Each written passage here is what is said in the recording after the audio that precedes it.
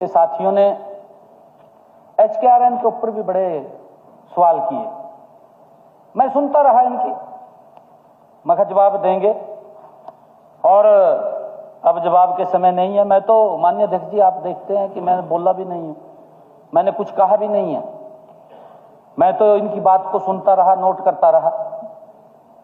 माननीय अध्यक्ष जी, अशोक अरोड़ा साहब ने, आफ्ताब अहमद ने और इंदु राज नरवाल ने और भी कई इनके विधायक थे, उन्होंने HKRN के ऊपर क्वेश्चन उठाए।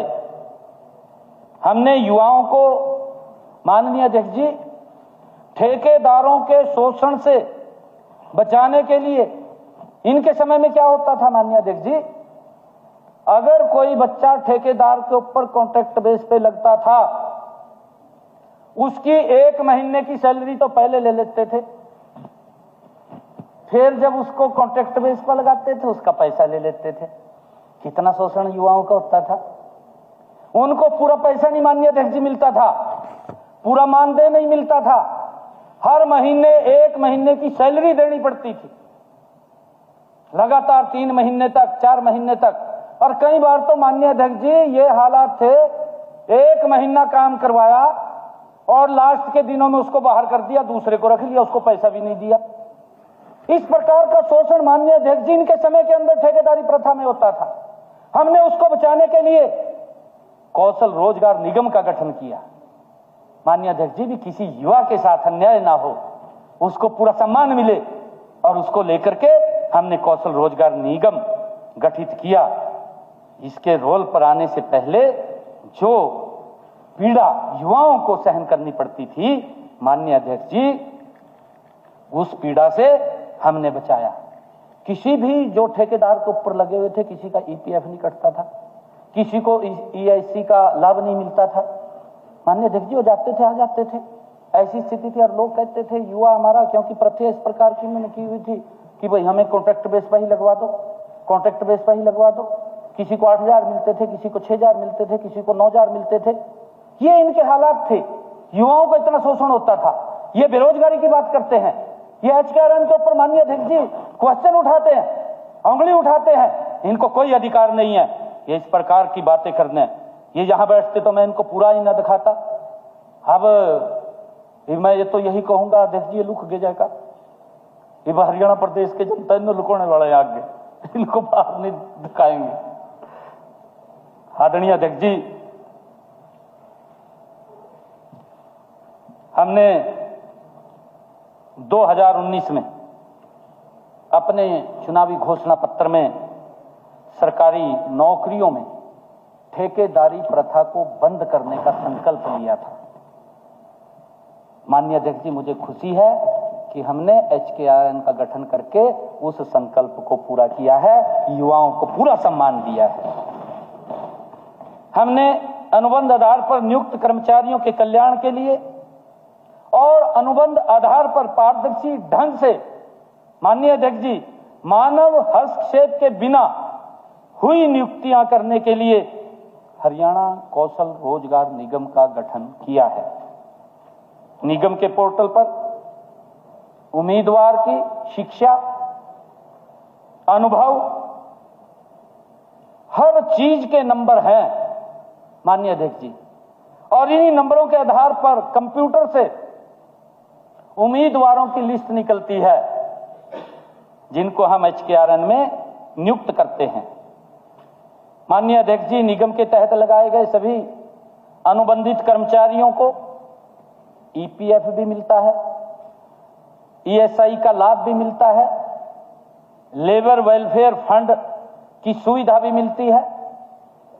यही नहीं, कर्मचारियों का वेतन निगम द्वारा डायरेक्ट उनके बैंक के खाते के अंदर पहुंचाने का काम ये हमारी सरकार पहली बार किया है। नहीं तो उनको ऐसी कैश पकड़ा देते थे, आधे पैसे अपने पास रख लेता था ठेकेदार, आधे को न दे देता, वो भी बोलता नहीं था, इतना शोषण होता था।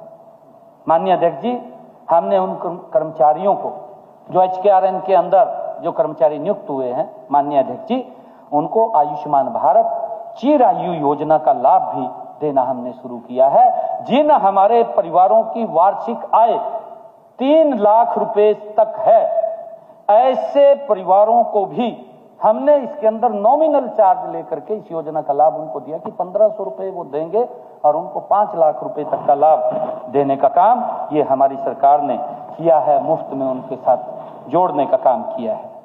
माननीय अध्यक्ष जी, निगम द्वारा भर्ती किए गए युवाओं के लिए हमने सालाना 10 आकस्मिक अवकाश और 10 मेडिकल अवकाश का प्रावधान भी हमने हमारी सरकार ने किया है।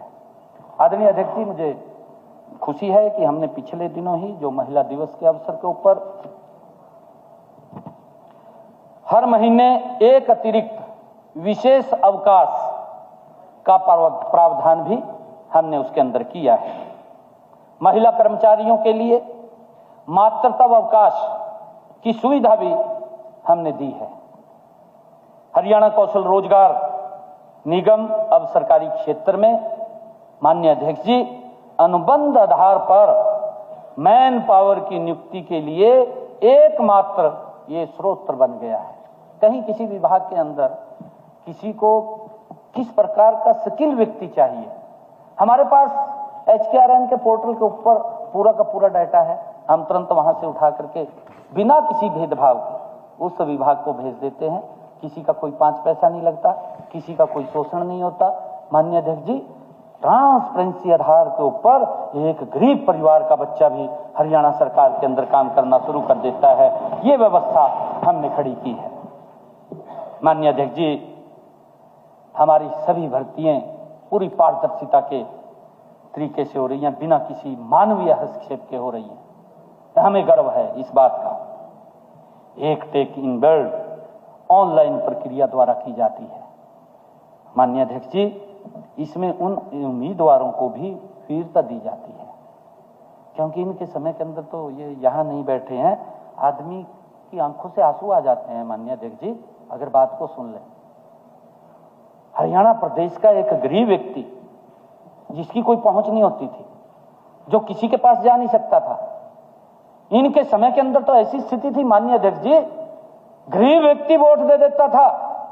अगर कोई उसको आवश्यकता पड़ जाए, इनके दफ्तर के अंदर नहीं घुस सकता था। माननीय अध्यक्ष जी, धक्के मार करके बाहर निकाल देते थे, बात नहीं सुनते थे, वोट ले लेते थे। माननीय अध्यक्ष जी, नौकरी की तो बहुत दूर की बात है, वोट लेकर के गरीब व्यक्ति को हरियाणा में नौकरी नहीं मिलती थी। इनके समय के अंदर ये हालात थी, परंतु इस HKRN पोर्टल के माध्यम से माननीय अध्यक्ष जी, इसके अंदर हमने ये सिस्टम किया है कि जिन परिवारों की आय 1 लाख रुपए से कम है, ऐसे परिवारों को चुन करके उस परिवार के अंदर रोजगार देने का काम इस HKRN पोर्टल के माध्यम से होता है, बिना भेदभाव के हो रहा है। माननीय अध्यक्ष, कोई हस्तक्षेप नहीं है मानवीय। ये क्वेश्चन उठाते हैं, इनको अधिकार नहीं है माननीय अध्यक्ष जी ये बातें करने का, ये सुन नहीं सकते, बातें सुनने की इनके अंदर कैपेसिटी नहीं है। ये खोखले हो चुके हैं अंदर से, इनके पैरों तले जमीन नहीं है। माननीय अध्यक्ष जी, ये कैसे बैठे यहाँ पर? ये बैठ भी नहीं सकते। ये तो आरोप लगाने के लिए आते हैं, अपनी हाजिरी लगाने के लिए आते हैं। माननीय अध्यक्ष जी, बड़ी दुखदायी बात है। हमने 1 लाख से परिवार जिनकी इनकम कम है, ऐसे लोगों को चिन्हित किया। चिन्हित करके आदरणीय मनोहर लाल जी ने कहा कि जिस परिवार के अंदर अंधेरा है, उसके अंदर एक दीपक जलाने का काम करें, उसके प्रकाश देने का काम करें, और गरीब परिवार के घर के अंदर नौकरी दे करके ये काम हमारी सरकार योजनाबद्ध तरीके से कर रही है। माननीय अध्यक्ष जी, इनको तो दया भी नहीं आती गरीब व्यक्ति के ऊपर।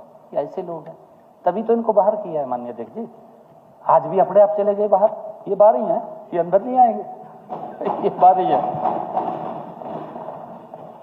माननीय अध्यक्ष जी, हमने गत वर्ष से हरियाणा कौशल रोजगार निगम के माध्यम से प्राइवेट सेक्टर में भी हमने प्राइवेट सेक्टर में जो हमारी लिमिटेड कंपनियां हैं, हमने उनसे भी इस HKRN के माध्यम से उनको कहा है कि आप इस पोर्टल से ही आप युवाओं को ले सकते हैं। जिस प्रकार का स्किल युवा आपको चाहिए, आपको हम यहां से देने का काम करेंगे। इसके लिए उनका कौशल प्रशिक्षण भी किया जाता है तथा प्राइवेट सेक्टर में नियुक्त माननीय अध्यक्ष जी, नियुक्ति में मदद करने की सेवाएं भी हमने शुरू की हैं। हमने उनसे बातचीत की है, कि आप हमारे HKRN सकते हैं, हमारे हरियाणा के लोगों को वरीयता उसके अंदर मिलेगी। माननीय अध्यक्ष जी, हमने पहले विधानसभा सत्र में ही अनुबंधित कर्मचारियों और तकनीकी शिक्षा, अतिथि शिक्षाएं और कॉलेज के एक्सटेंशन लेक्चरर व अतिथि अध्यापकों को की सेवा सुरक्षा भी हमने प्रदान की है। हमने पीछे कहा था माननीय अध्यक्ष जी। माननीय अध्यक्ष जी, जो CT की बात है उसके ऊपर भी इन्होंने काफी क्वेश्चन उठाए हैं। हमारे कुलदीप वत्स जी विधायक, श्री बलवान सिंह जी दौलतपुरिया, श्री नरेश सेलवाल, शीशपाल केहरवाड़ा और आदित्य सुरजेवाड़ा, CT के ऊपर इन्होंने काफी बातें कही।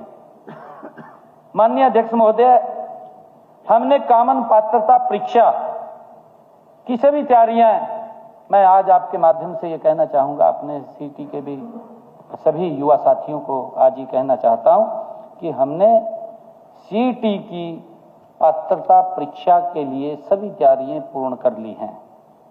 लेकिन कुछ उम्मीदवार इस परीक्षा के नियमों में, हमारे कुछ युवा हमें मिले आकर के और उन्होंने आकर के ये बात कही कि इसमें कुछ बदलाव किया जाए। उनके कुछ सुझाव आए हमारे पास युवाओं को। माननीय अध्यक्ष जी, हमने उन युवाओं के सुझाव को लिया, लेकर के उसको देखा और देख करके हमने उसमें कुछ परिवर्तन, जो उन्होंने सुझाव दिए, हमने उसमें परिवर्तन करने की सोची कि हाँ, इसके अंदर परिवर्तन कर लीजिए, परिवर्तन करना चाहिए। अगर युवा इस बात की बात करते हैं कि जैसे पहले एक पद के विरुद्ध 4 उम्मीदवारों को बुलाया जाता था, युवाओं के सुझाव आए कि 4 को नहीं, इसके अंदर 10 उम्मीदवारों को बुलाया जाए। हमने उसको ऐड कर लिया, उसमें परिवर्तन किया। अब एक पद के विरुद्ध 10 युवाओं को, जो उन्होंने सुझाव दिए, हमने उसको उसके अंदर शामिल किया है।